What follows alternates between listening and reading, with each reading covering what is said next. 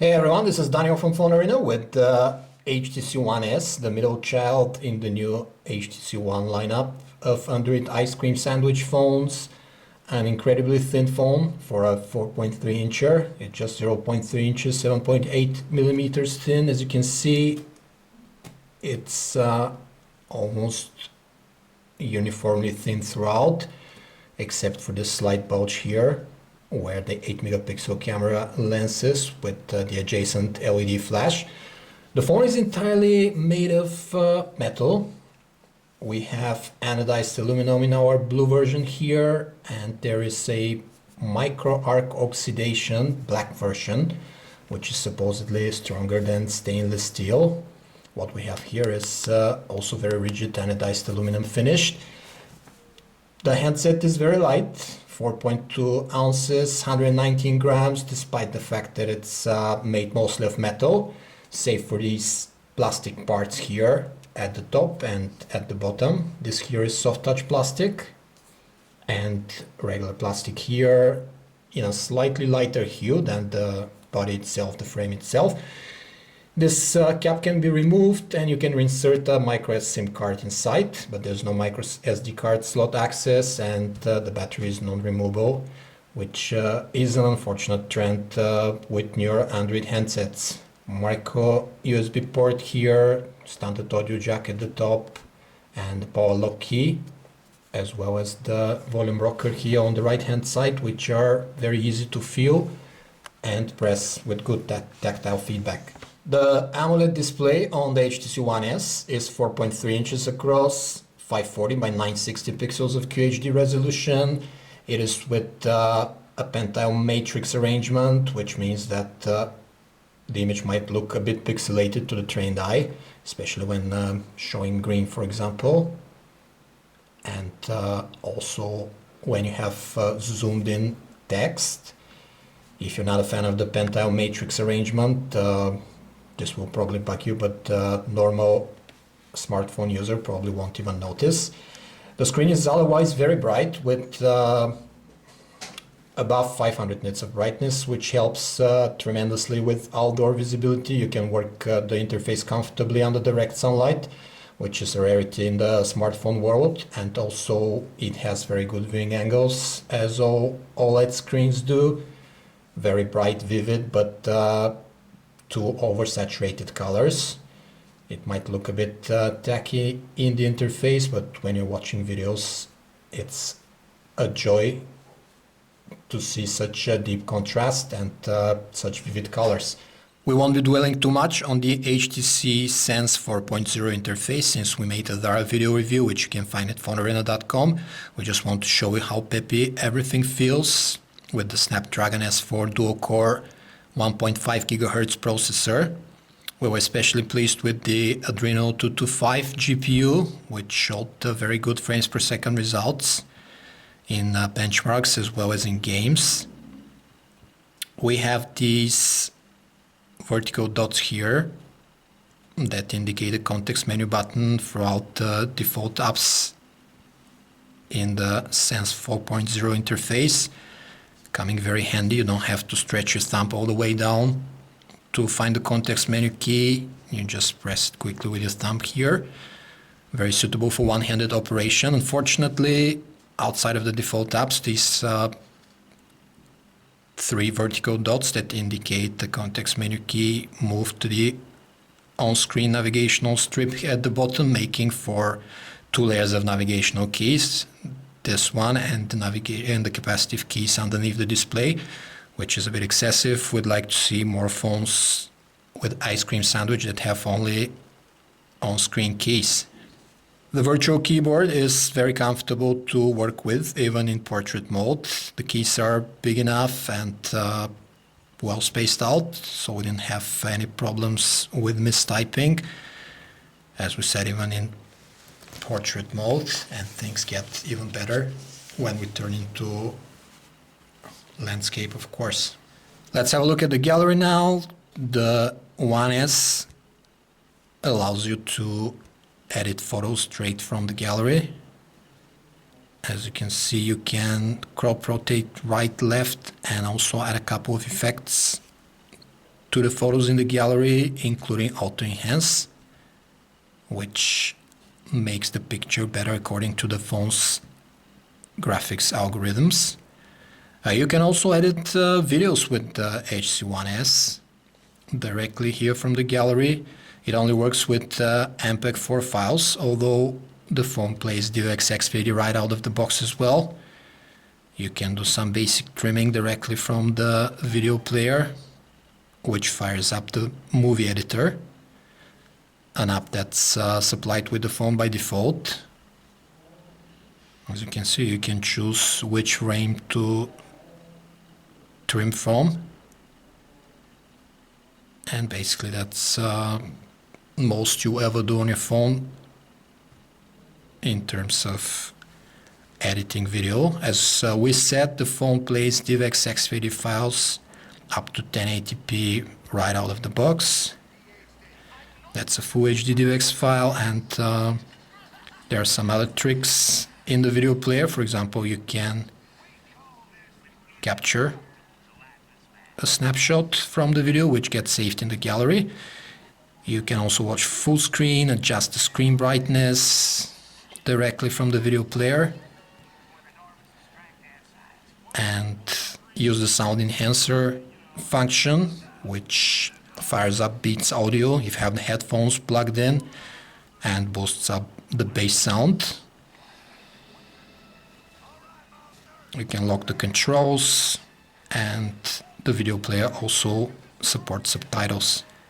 The music player is pretty functional as well, and you can enjoy the added bass sound that comes with Beats audio, especially if you use quality Beats headsets. The supplied ones with the HTC One S are not Beats branded, at least not in these units. There's the sound enhancer profile, which only works when the headphones are plugged in. The loudspeaker is not very powerful. Not we would expect something like that from such a thin phone, but you might miss some calls. And it's not very suitable for listening to music as well. The default browser on the HTC One S works pretty well in terms of scrolling, zooming, panning around, and so on. We have this handy context menu button here, where HTC has added the ability to turn to desktop mode for mobile versions of websites and disable the flash player directly from here. Very handy for one-handed operation. The gripe we have with the browser is this double tap text reflow, which is pretty choppy and unintuitive. As you can see, it misses quite a bit of text right here, leaves a huge gap when there's a picture present, something we haven't encountered on other Android handsets, including HTC's earlier phones. Other than that, the browser works pretty well. HTC has placed an 8-megapixel camera with LED flash here in the One S. It is accompanied by a proprietary DSP called HTC ImageChip, which circumvents the embedded in the chipset DSP, and the result is sub-second times for focusing and taking a shot, very fast, on par with the Xperia S and the iPhone 4S. Also, the company has folded video taking abilities and picture taking in one screen. While recording video, you can now take photos as well. They get stored in the gallery. Pretty handy. We have Instagram-like number of effects here you can apply to your photos and videos by pressing this blue orb here. As you can see, a very rich set of effects you can apply to your photos from the HTC One S. There's an equal rich amount of scene modes. You have panorama mode, HDR photos for better exposure results, portrait, macro shots, and low light shots.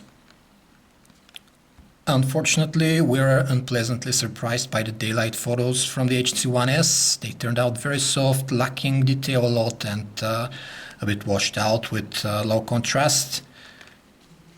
On the other side were the low light shots, actually very little noise except in insufficient light and not blurry. And the LED flash intelligent illumination, which measures the distance to the object, made a good job shooting when there's no light present. As we said, this is the first phone where we encounter better low light shots than daytime pictures. The video is shot with 30 frames per second during broad daylight and 23 frames per second when we were shooting indoors. It's otherwise pretty fluid and with accurate colors and good contrast. To recap our video review of the HTC One S, we'd have to say that the phone has a lot going for it, but also some things not going for it. It's, for example, the thinnest HTC handset to date, just 0.3 inches, and it's one of the most compact 4.3 inches we've ever had the pleasure to handle. Feels very well and very premium in the hand. It's narrower and elongated than usual, meaning that one-handed operation won't be a problem, as you can see. The handset has this anodized aluminum coating in this blue version and an oxidized coating in its black version, which is supposedly stronger than stainless steel, but all in all, with both versions you won't have problems with the build quality. Very sturdy, very compact phone, very light also for its screen size. The only thing that interrupts the flow is this circular camera lens here at the back. The camera actually surprised us unpleasantly, since the daylight shots turned out worse than the low light shots. It's usually the opposite with smartphones. The daylight shots were black in detail, very soft with washed out colors, whereas noise was present in low light shots only on when very small amounts of light were present. Also, the phone doesn't have a removable battery, and no micro SD card slot means that you're stuck with the 16 gigabytes that the manufacturer provided inside of it in terms of internal memory. On the plus side, we have to mention the very good call quality. The phone's main function is executed very well here in the earpiece. Loud and clear voices, we could immediately tell who the caller is. And the other side told us the noise cancelling microphones were weeding out the background noise very successfully. We were also very pleasantly surprised by the Snapdragon S4 processor, especially in its graphics Adreno part, which crushed the benchmarks. As alternatives to the HTC One S, we have to mention the Samsung Galaxy S2, which although a last year phone, makes better pictures in daylight and also has a removable battery and a micro SD card slot for memory expansion. It is with lower screen resolution and of course all-out plastic, unlike this premium metal chassis we have here on the HTC One S.